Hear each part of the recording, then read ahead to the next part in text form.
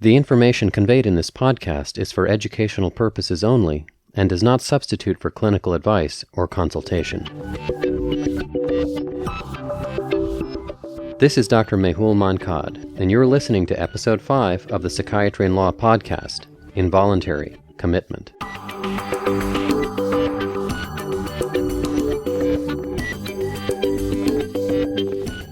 My name is Alan Newman, and I'm the chairman of psychiatry at California Pacific Medical Center in San Francisco, and I'm also a forensic psychiatrist. Dr. Newman, thank you so much for joining us to talk about this very important topic. Involuntary commitment, involuntary hospitalization, this has a lot of words that people use around the country to describe it. The acronym is often IVC.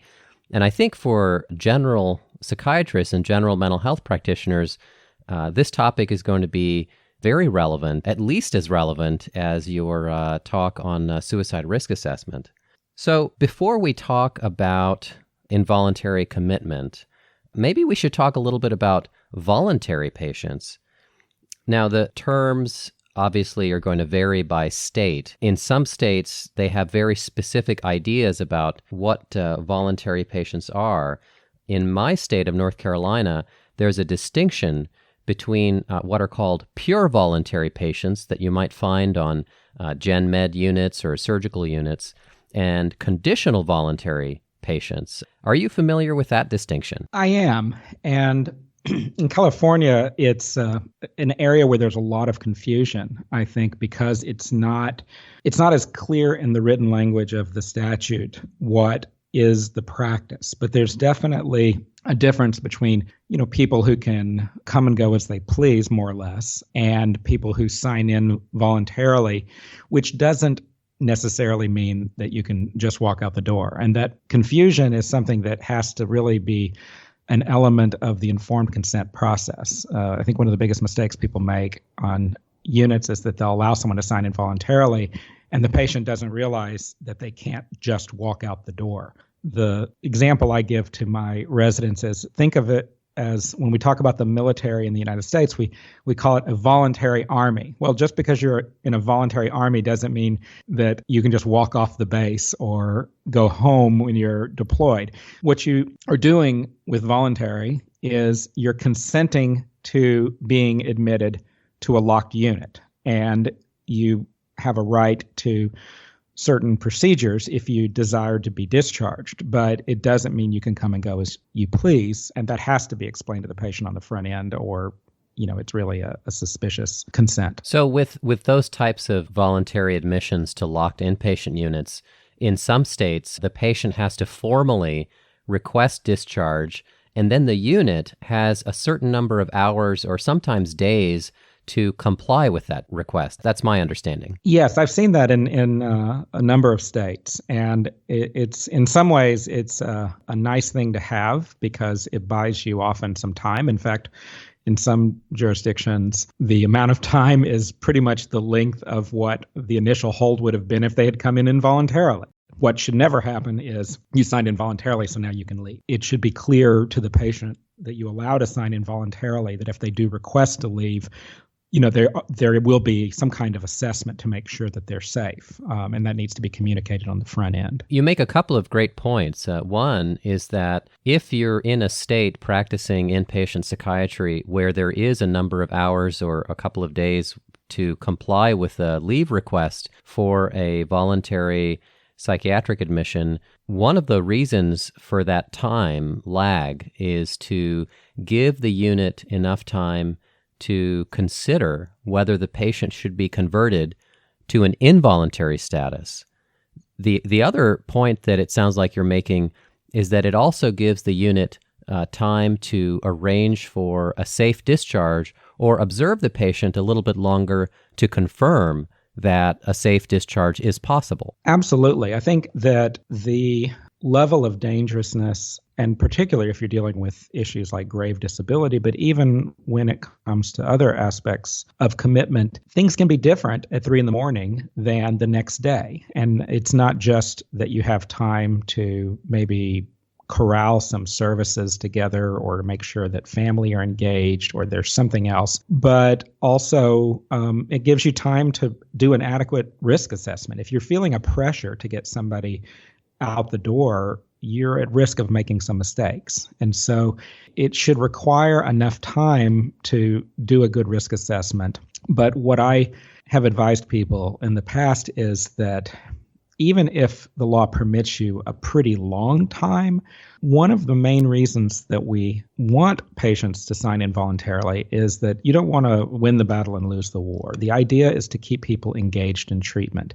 And if somebody leaves a hospital angry, feel like their rights were violated, they feel like they weren't listened to, then they might not engage in treatment in the future. And so you want to be respectful of people's preferences, which is why I like to use voluntary admissions whenever we can. So, Dr. Newman, we certainly want as many patients as possible to have the least restrictive alternative and to have as much decision-making power as they can. Could you contrast a voluntary admission, regardless of what kind of voluntary admission, with involuntary commitment? What is that? Well, so involuntary commitment is the situation where you have a person that you've identified that cannot, because of their mental illness, stay in the community safely. And it's defined differently in different statutes, but generally it's because they're either an immediate danger to themselves or others, or in some form gravely disabled. Now, the problem is that there's lots of voluntary patients that meet those criteria, but the additional element with involuntary treatment is the person is refusing treatment. They're refusing to come into the hospital. And it's less really about treatment than containment. One of the terms I've used, or one of the terms I've heard used to describe this process is civil commitment. Why would people call it civil commitment instead of involuntary commitment? The way I think of it is that you're dealing with civil liberties and civil rights, and the deprivation of somebody's civil rights is a serious business. Sometimes doctors tend to think in terms of parens patriae, the idea that it's our responsibility as doctors to do what the person needs to protect them. But most involuntary commitment standards are really more about what are called the police powers of the state, that we need to protect society from a dangerous person. And so to take away a person's liberty is a very serious issue. You're depriving somebody of their liberties. And so they're entitled to protections, even though they've not committed a crime. When you think of civil law, you're thinking of laws that are not criminal laws, but laws that affect things like our freedom and our independence and our interactions with the government and law enforcement. Those are very good points. And as you bring up the law, it sounds like you're giving us a bit of a sense of the historical origins of civil commitment. One term you mentioned is parens patriae. Could you go back to that and tell us a little bit more about that? Well, for most of history, if someone was seen to be dangerous, there wasn't a lot of consideration about what they wanted. And if a physician felt that the person needed to be in a hospital, then they went into the hospital. And in fact, historically, there were lots of circumstances where even, a husband could have his wife committed. And there's a very famous case from the 1860s where it was challenged by a woman who was committed by her husband. And it's sort of unbelievable now to think that, that was happening. But for most of the 20th century in the United States, it was really considered, a form of beneficence. These are sick people who need help, and they may not realize they need help, but we as physicians recognize that. And it really wasn't until the 1960s that the civil rights of the mentally ill developed sort of a robust set of protections. Prior to that point, the basis was really, you can't take care of yourself. The state needs to make sure that you're taken care of. And also, you might be dangerous, and we need to keep you off the street. And so the parens patriae is that element that involves somebody being taken care of by the state because they can't take care of themselves. And the police power is really, we need to be protected from you. And so the state has that kind of authority. And that's always been the basis of involuntary hospitalization. So it sounds like there's been a shift over the past maybe half century from the historical origins of psychiatrists acting as this kind of father knows best type of person who is putting people in the hospital for their benefit. And I imagine most of these were intended to, in fact, help people, to a more limited application of involuntary commitment. Absolutely. The action was really something that started at a hospital that I used to work at. I used to work at St. Elizabeth's Hospital in Washington, D.C., and the case of Lake v. Cameron in the 1960s was one of a very influential case because it was sort of the classic example of somebody who was being hospitalized because they couldn't take care of themselves. This was an elderly woman, maybe with dementia.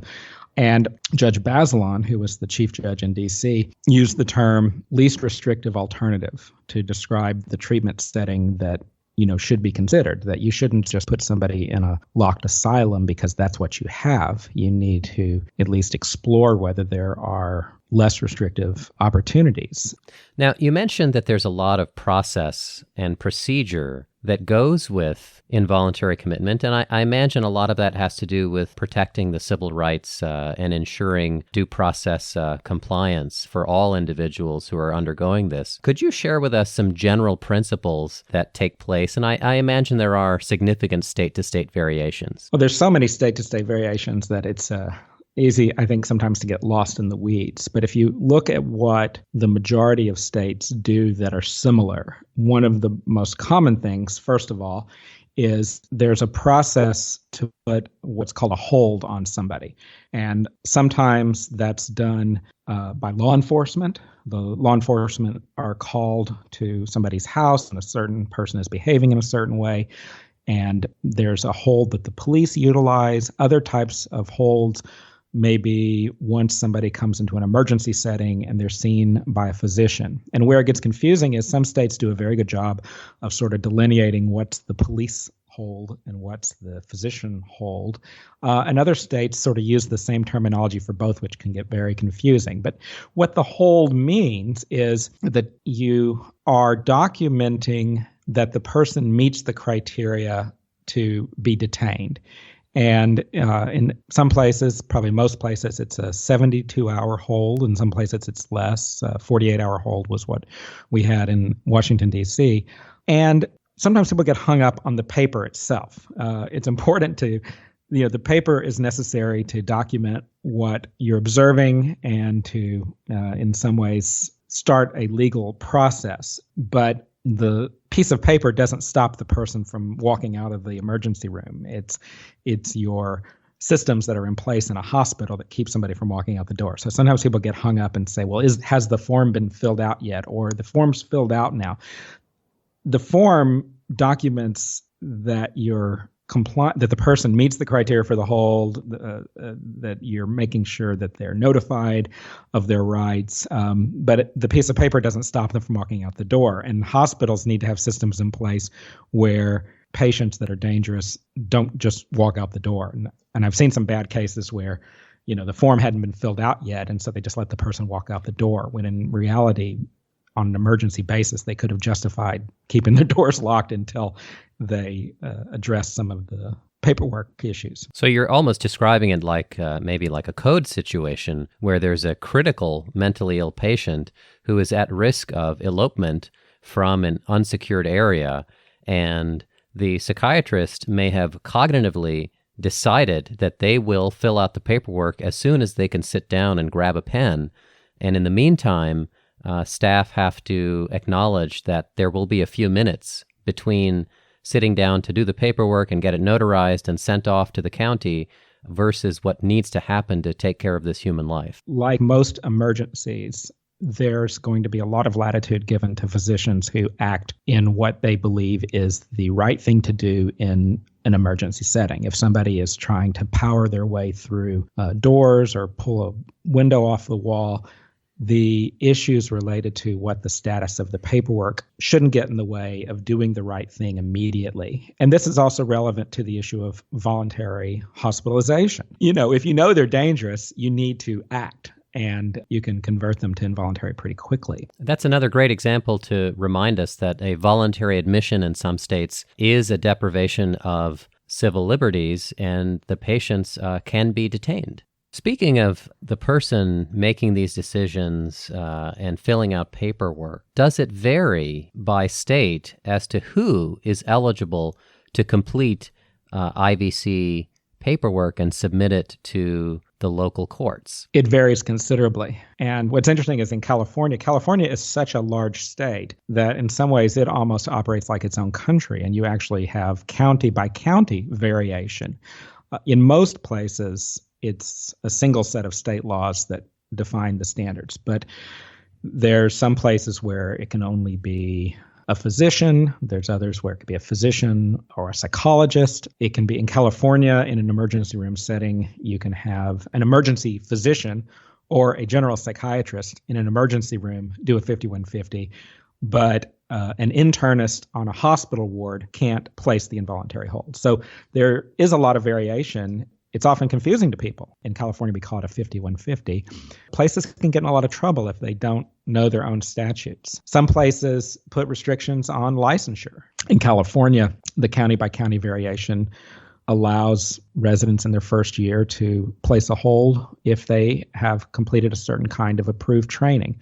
In other places, a trainee wouldn't be allowed. Just to make matters even more complicated, sometimes I hear individuals, both residents and sometimes attending psychiatrists, use the term committed. They'll say, well, I've committed this patient. And when in fact, what they really have done is fill out the first set of paperwork, and that paperwork has been sent off to some sort of court-type authority. In your opinion, is that the same as the patient being committed? I think there's a lot of confusion by physicians on what that means. And the hold period should not be considered the same as the legal adjudication.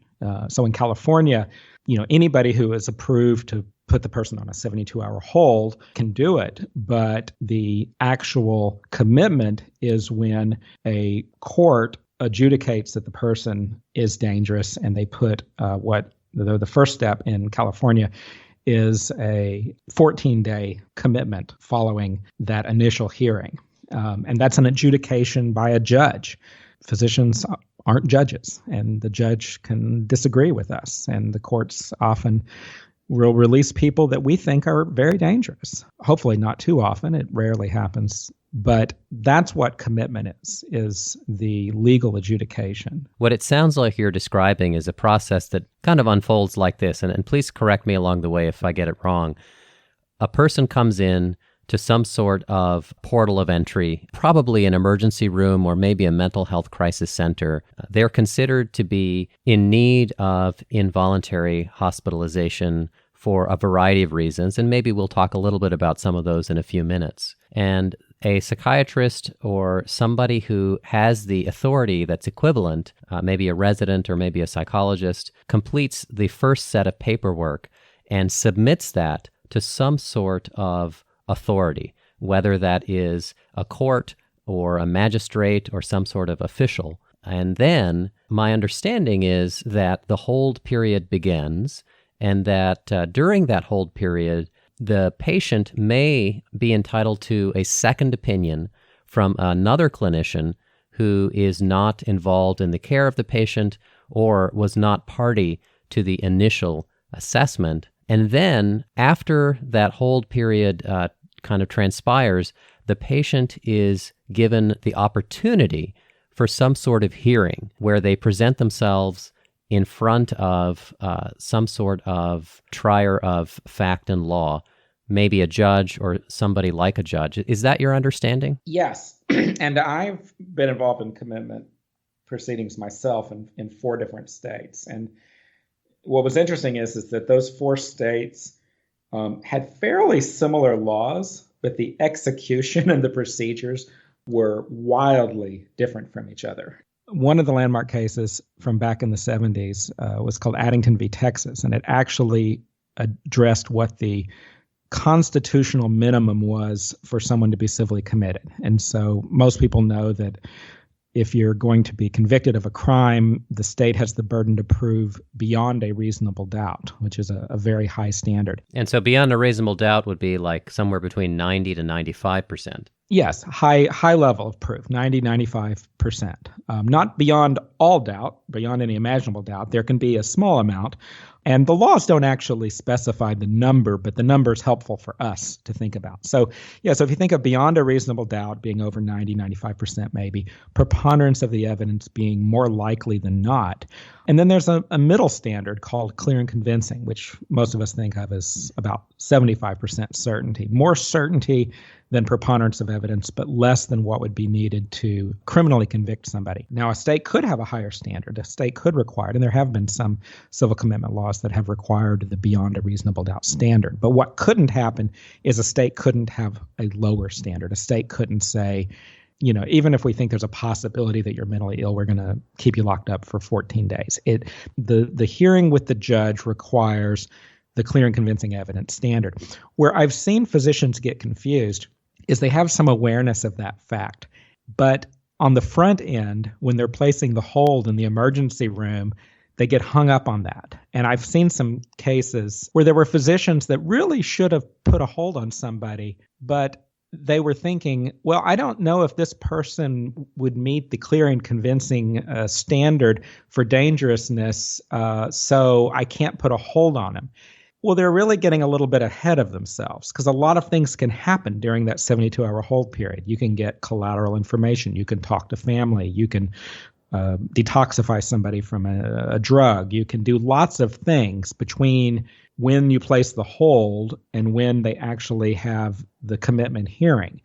And if a doctor gets too hung up on, well, I think in a few days the judge isn't going to allow this, you are actually putting yourself and the patient at a lot of risk of them being quite dangerous. And so when you're placing a hold on somebody, you're not a judge in the ER trying to figure out the clear and convincing analysis. You really are in a position where you need to make a decision quite quickly about whether or not you think somebody is a danger to self or others. And really, it should be up to the judge in a few days during the actual hearing to get into the standard of proof issue. Could we talk a little bit about the criteria themselves? We've certainly talked about the process, which I think is critical, but the actual criteria, they're probably spelled out on the commitment forms that clinicians fill out, and they're probably found in statutes in every one of the 50 states.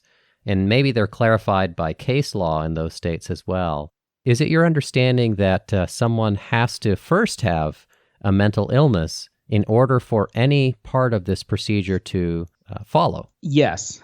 And the challenge is that different states may actually define what that means in a different way. I was afraid you were going to say that. Some states will say as a result of a mental disorder. Some states will say as a result of a mental disease, illness, or disorder. There's different ways that people describe it. And some states, that may be where they leave it, which would actually give the court a lot of discretion about what to use as a hold. And then other states actually try to define it a little tighter. And when they define it a little tighter, it may exclude certain things from civil commitment type of hold. There's states that handle dangerousness due to intoxication or dangerousness due to intellectual disability with their own codified language. In other states, it's all kind of approached sometimes in a similar way. The mistake I've seen some people make is, they don't actually have a mental illness. They just have a personality disorder. And, I ask residents who think that way, well, why do you think a personality disorder is not a mental illness or a mental disorder? And what happens is people will get hung up on something like whether something met Axis 1 or Axis 2 criteria in the old multi-axial system that we don't use anymore. If somebody in the ER appears to be mentally ill and they're making a dangerous decision, you act.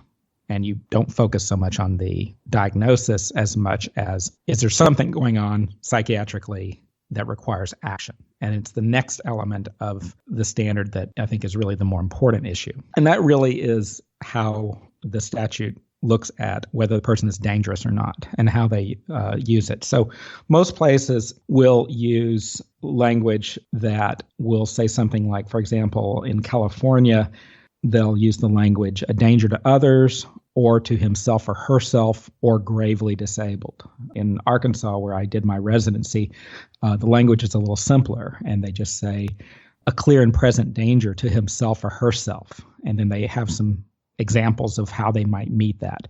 But generally speaking, most statutes have danger to self or danger to others, which a lot of people will say suicidal or homicidal, but really it's a little broader than just using those two terms. And not everybody, but probably the majority of statutes also have something called a grave disability arm. And what's that? Some states have actually really broadened what that means in the last 10 years. So for the way a lot of people think about grave disability, the way a lot of these statutes are written, it really gets into, do they have the ability to provide for their basic needs? Can they provide for food, clothing, or shelter? And that makes grave disability a little different than the other two. So, if I'm suicidal, I'm suicidal. If I'm homicidal, I'm homicidal. But gravely disabled could vary depending on what my circumstances are. So if I am an adult with schizophrenia that lives with my parents who are providing me food, housing, and shelter, then my eligibility for the grave disability arm might not be the same as somebody with the exact same diagnosis, the same presenting symptoms, but they're homeless and they're having to steal food from dumpsters. Let's talk a little bit about treatment, if we could. Sometimes patients, either who are admitted voluntarily or present to emergency rooms or mental health crisis units, end up in circumstances where they need medication to help them manage their behavior, and the medicine needs to be delivered very quickly, and informed consent may not be an option in those circumstances. It may be a life-saving circumstance. Does a patient need to have involuntary commitment paperwork on file before emergency medications of that sort are administered? No. An emergency is an emergency. Someone who signs involuntarily or somebody in the ER who hasn't even been seen yet, who suddenly becomes very aggressive and very dangerous, you may have to administer medications immediately. But that's for an emergency. What isn't allowed without the patient's consent is medication that isn't something that needs to happen right there to prevent someone from being harmed. And that's the confusion that a lot of people have, that just because somebody is civilly committed doesn't mean that now you can do whatever they want or whatever you want. In most states, there is a completely separate process for forced administration of medications that is different than the actual requirements allowed to hold somebody. So it sounds like we're talking about at least three different things. In one case, we're talking about emergency forced medications that are used when someone's life is in danger or they're at risk of extreme violence. And in that circumstance, you're saying that the patient's admission status is irrelevant, that the healthcare system and the healthcare provider can act regardless of whether the patient is voluntary or involuntary. Absolutely. It's worthwhile to think of it similar to an analogous situation with a medical problem. If somebody comes into the emergency room, they've been shot, they're unconscious, they're bleeding, you don't go through, well, what do they want? Do they want this kind of treatment? You do what you have to do to save their life. And if somebody is violent, aggressive, really in immediate danger, you just do what you have to do to make the situation safe. And that is an emergency. And so sometimes I've seen psychiatrists who think, well, it's an emergency. He's hearing voices. It's an emergency. He's got these delusions. Well, no, not if it doesn't involve some sort of immediate risk of danger to others. So let's talk about that. It sounds like you're making a distinction between involuntary commitment, which really, in my understanding, allows clinicians to lock the door and work with the judge on when the patient can be discharged safely. And the other distinction you're making is with something that's a bit more subtle and complicated. This would be the patient who is admitted to an inpatient psychiatric unit and is not able to improve enough for discharge without medication, but that same patient is unwilling to take medication. And so there may be some sort of non-emergency forced medication issue at hand. It varies by state on whether or not the process that you have to go through is something that can be done internally, administratively, or is it another thing that you have to go to a judge on? In California, where I am, the judge approves involuntary administration of the medications. There's other states where you don't need to go through a court, and usually it involves some sort of administrative process where you have a second opinion, often by a senior psychiatrist. I was in Louisiana for many years, and that was our legal mechanism. So if a patient refused their medication, I was often the second doctor who would go and evaluate the person and make a decision. And if the two doctors agreed, we completed some paperwork and the medications could be administered. You know, that's an important, not exactly a non sequitur. If a clinician changes states, you know, what's interesting about psychiatry is that haloperidol works just fine in Louisiana and Arkansas. However, when you cross the border, everything that we've talked about in this episode is completely different between Louisiana and Arkansas. It gets very challenging. And the worst place was where I practiced before I moved to California. I was in Washington, D.C.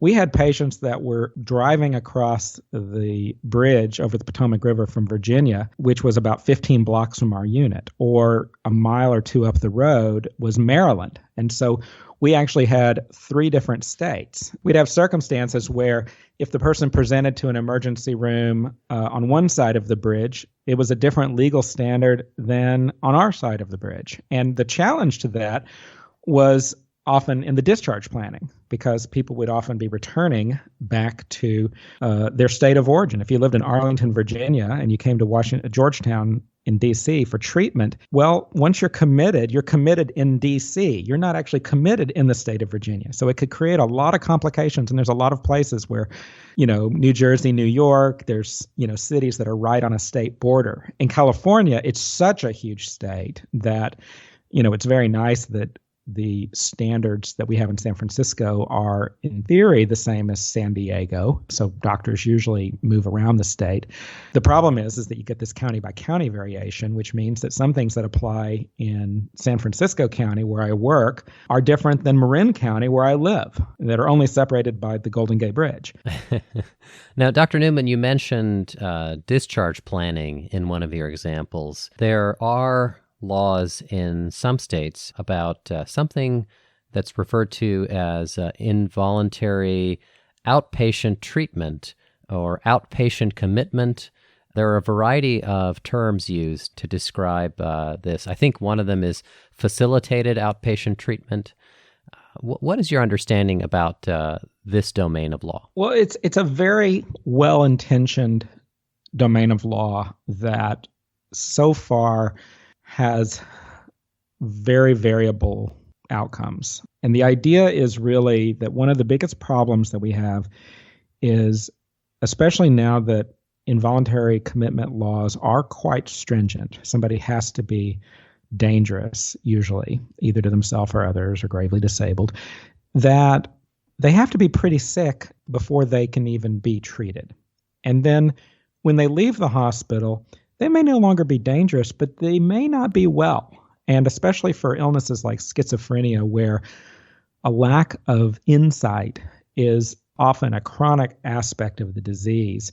One of the big problems you have is that you commit people, you hospitalize them, you treat them, you medicate them, they get better, they look pretty good, they leave, and then as soon as they're out in the community again, it goes right back to the way it is. And the problem is, if you have to wait until they now meet the criteria for dangerousness again, you're taking a risk. You know, is that person going to be shot by the police? Are they going to commit suicide? Are they going to harm somebody else?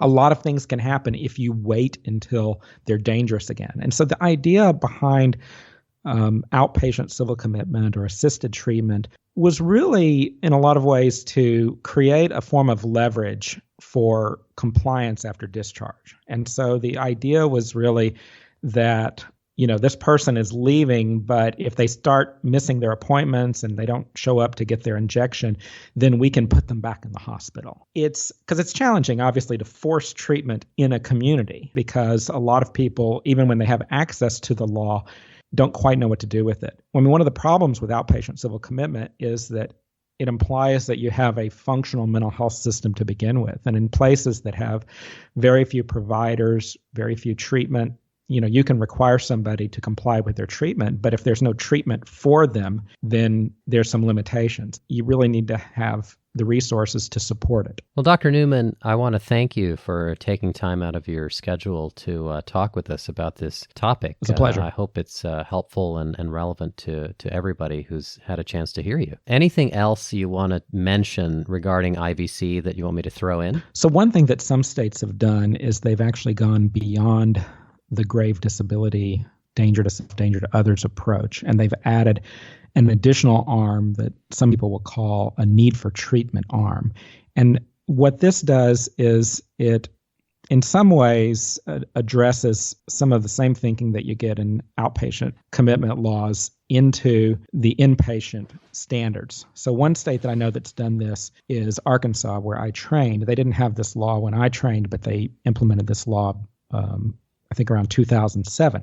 And so in addition to the usual danger to self, danger to others type of standard, they added one additional arm.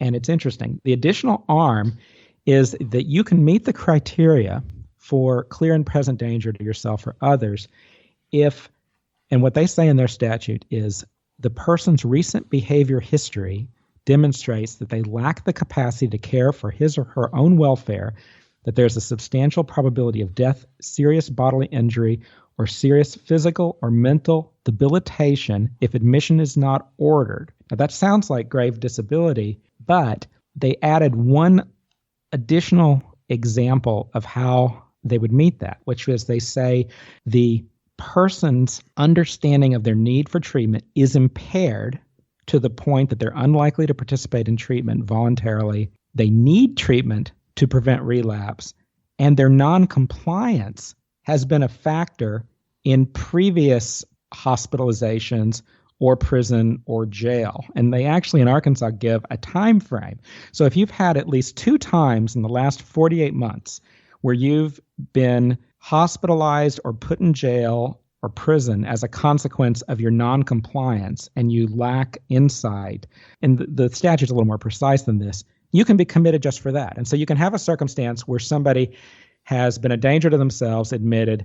6 months later, they're a danger to themselves, they're admitted. 6 months later, they're not necessarily an imminent danger to themselves, but they're non-compliant, they're going down that road, they lack insight, and they show up in an emergency room. And in Arkansas, you can actually commit them at that point because you can say that the combination of their lack of insight and their non-compliance means that they are at a risk of grave disability in some way. Different states have done this in different ways. And it's very interesting. Obviously, people that are very strong advocates of the civil liberties of a patient don't like this because that's a much broader net to bring in people that are at risk. There's a website you can go to from a group called the Treatment Advocacy Center, and they actually have descriptions of every state's civil commitment laws, and they talk about outpatient treatment. But they very much advocate for states adding this kind of arm to their civil commitment codes because from their perspective, this is a chance to then give somebody treatment who lacks insight before they're a danger to somebody else. It's been about 50 or 60 years since the pendulum swung away from parens patriae to stricter dangerousness criteria.